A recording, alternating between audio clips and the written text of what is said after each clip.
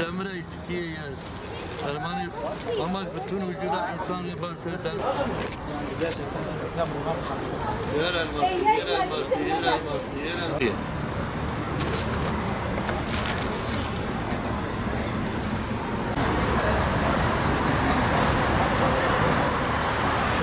Demir eskiye bira şeker hastalığı. Bunun yerin altında oluyor aynı patates gibi. Birisi yere koyuyorsun belki 50 tane oluyor.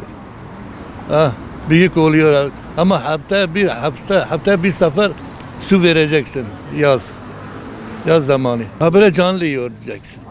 Canlı yiyeceksin. Salata yapıyorsun, turşun yapıyorsun. Turşuna çok güzeldir. Turşun için. Şimdi bu ay ne kadar? Ne zaman? Aralık ayı. Kış ayıyla. Kışta çıkarıyorsun bunları toprak altında. Yazın yok mu? Yaz dost. Vardır ama çiçeklidir. Çiçeği 2 metre kalkıyor. Valla kendini ben getiriyorum, yere koyuyorum. Bu Aralık ayda gidiyorum çıkarıyorum. Kilosu 50 milyona satıyor ama 50 değildir. Ya, markette bu 200-300 lira. Yani günde 15 kilo falan satıyorum. 20 kilo da satıyorum. İşte bu dermana ya, bu ilacı kespeyin nasına ki sasun eti.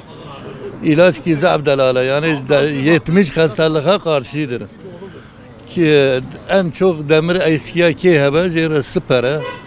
O paydacı şeker, böbrek, bağırsak, idrar yolu, sinir sistem, prostat.